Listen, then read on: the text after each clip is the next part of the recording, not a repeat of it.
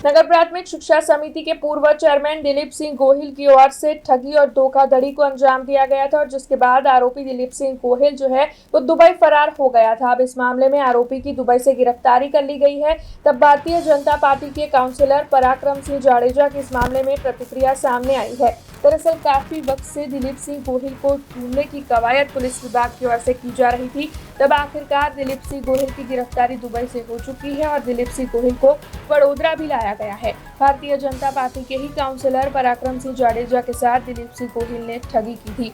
नकली डॉक्यूमेंट्स खड़े कर ये कौभांड अंजाम दिया गया था। इसके बाद काउंसिलर पराक्रम सिंह जाडेजा की ओर से शिकायत दर्ज करवाई गई थी। अब आखिरकार दिलीप सिंह गोहिल की गिरफ्तारी हो चुकी है। तब इस मामले में भारतीय जनता पार्टी के काउंसिलर पराक्रम सिंह जाडेजा की प्रतिक्रिया सामने आई है। इस पूरे मामले पर उनका ये कहना है कि जो गलत करता है उसे सजा मिलकर ही रहती है और पुलिस विभाग की ओर से काफी अच्छी कामगिरी की गई है। तब आइए इस पूरे मामले पर भारतीय जनता पार्टी के काउंसिलर पराक्रम सिंह जाडेजा ने क्या कहा है आपको सुनाते हैं।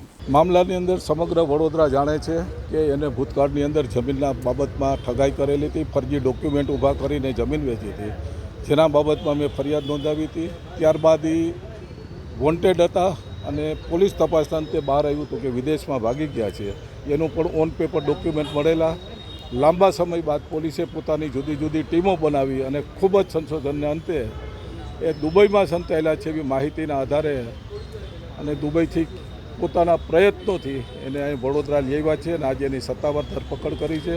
વડોદરા પોલીસ તંત્રને, પોલીસ કમિશનરશ્રીને આ બાબતમાં હું અભિનંદન આપીશ અને સાથે કહેવા માગીશ કે ભારતની પોલીસ, ગુજરાતની પોલીસ ને વડોદરાની પોલીસ દુનિયાનો કોઈ પણ ગુનેગાર દુનિયાના કોઈ પણ ખૂણે સંતાયેલો હોય પણ પકડવા માટે આપણી પોલીસ સક્ષમ છે। એ આપણી પોલીસે પુરવાર કર્યું, એ બદલ ફરીથી એમને ખૂબ ખૂબ અભિનંદન। જે વ્યક્તિ ગુનો કરે એ કોઈ પણ મોટો ચમરબંધી હોય એની ઉપર કાયદેસર કાર્યવાહી થવી જોઈએ અને એ થવા માટે થઈને જ અમે ખુલ્લામ એની સામે પોલીસ એફઆઈઆર કરી છે અને પોલીસે પણ યોગ્ય પગલાં લઈ અને આજે એની ધરપકડ પણ કરી છે।